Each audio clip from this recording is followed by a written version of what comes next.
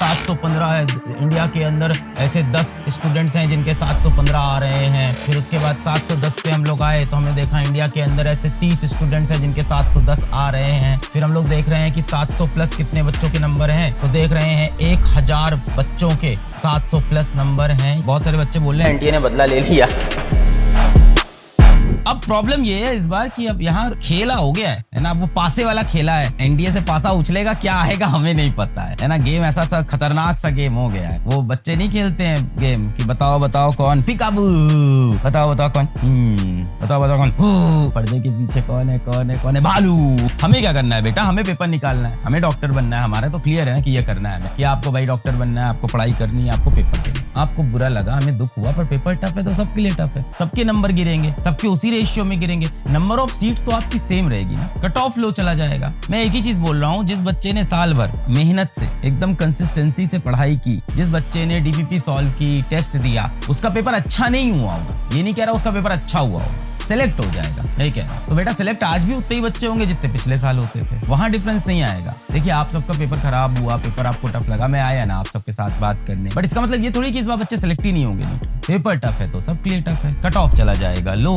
Gone are the times. अब वो 720 में से 720 715 पे ऐसा दिख रहा है 15 लोग के 715 नंबर आए हैं, वो सब अब नहीं होगा। बहुत सारे बच्चे बोल रहे हैं एनटीए ने बदला ले लिया। ऐसा नहीं होगा कि 715 है। इंडिया के अंदर ऐसे 10 स्टूडेंट्स हैं जिनके 715 आ रहे हैं, है ना। फिर उसके बाद 710 पे हम लोग आए तो हमने देखा इंडिया के अंदर ऐसे 30 स्टूडेंट्स हैं जिनके 710 आ रहे हैं। फिर हम लोग देख रहे हैं कि 700 प्लस कितने बच्चों के नंबर हैं, तो देख रहे हैं 1000 बच्चों के 700 प्लस नंबर हैं। ये वाला समय चला गया, ये नहीं होगा क्योंकि इस टाइम पे पेपर इजी था। अब पेपर टफ है तो ये वाली कहानी खत्म हो जाएगी, बस यही तो होगा ना। हाँ ये है कि आपने ऐसा सोचा नहीं था, अनप्रेडिक्टेबल था ये पेपर, ये मैं मानता हूँ कि आप प्रिपेयर्ड नहीं थे ऐसे पेपर के लिए। मैं ये भी मानता हूँ इस unpredictable, this is true, we can not predict this. Unpredictable है ऐसा पेपर। मैं मान सकता हूँ कि पीवाईक्यूज वर्क नहीं किए इस बार, ये सारी बात मैं आपकी मान सकता हूँ, पर क्या नंबर ऑफ सीट्स बेटा चेंज हो जाएगी? क्या नंबर ऑफ सीट्स चेंज होगी? नहीं, number of seats will remain same. तो उतना ही बच्चा सेलेक्ट होगा जितना पिछली बार होता। मैं आपको क्या बोल रहा हूँ कि इस बार वो बच्चे जिन्होंने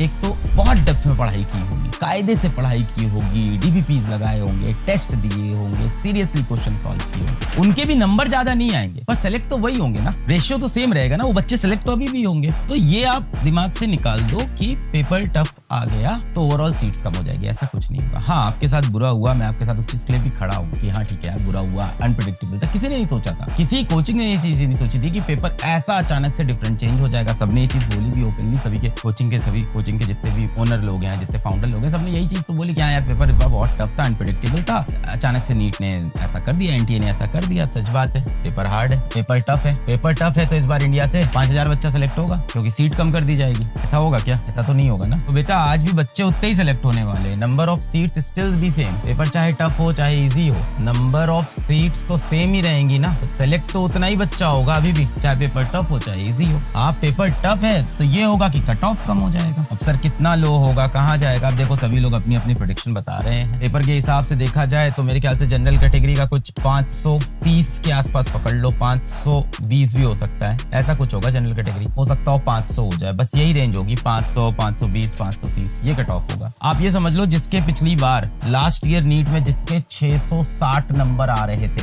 इस बार के नीट में उसी बच्चे के 560 या 580 के आसपास गिरने वाले हैं। इतना डिफरेंस होने वाला है कम से कम, या हो सकता हो ये 660 का और कम होगा, ये 550 पकड़ लो, ये होगा। आपका एम क्या है मुझे ये बताओ, आपका एम क्या है? कि आपके बहुत हाई स्कोर आए, सच बताना, या आपकी हाई रैंक आए? क्या है आपकी भाई, what do you want? Let's be clear. हम में से कोई भी अगर ऑप्शन दिया जाए इन दोनों में से, तो हमें भाई हाई स्कोर थोड़ी चाहिए, हमें हाई रैंक चाहिए, चाहे जैसा भी पेपर आए। मान लो पेपर इजी आया, आपके 650 नंबर है, अब इंडिया के अंदर ऐसे 60,000 बच्चे हैं जिसके 650 नंबर है, तब भी तो आपको कॉलेज नहीं मिलेगा ना भाई। हमें तो सिलेक्शन चाहिए ना, तो हमें सिलेक्शन चाहिए तो उसके लिए जैसा भी पेपर आए उसमें रेस्ट ऑफ स्टूडेंट्स से हमें अच्छा परफॉर्म करना है। Is a competitive exam, board exam तो है नहीं कि मेरा पेपर खराब हो गया, मेरे 60% आए, बहुत बुरा हो गया। बोर्ड में ये चीज हो सकती है कि सर घर वालों का प्रेशर था 90% लाना है। आपके घर वाले पहले जब रिजल्ट आएगा ये थोड़ी पूछेंगे नीट के अंदर कितने नंबर है, कितनी रैंक आई है। पापा मम्मी क्या पूछेंगे या दुनिया भी क्या पूछेगी या आप भी खुद क्या चाहते हो, एम क्या है कि सेलेक्ट हुए कि नहीं हुए। The question is not about marks कि कितने नंबर किए पेपर में, इसका सवाल है ही नहीं। सवाल है सेलेक्ट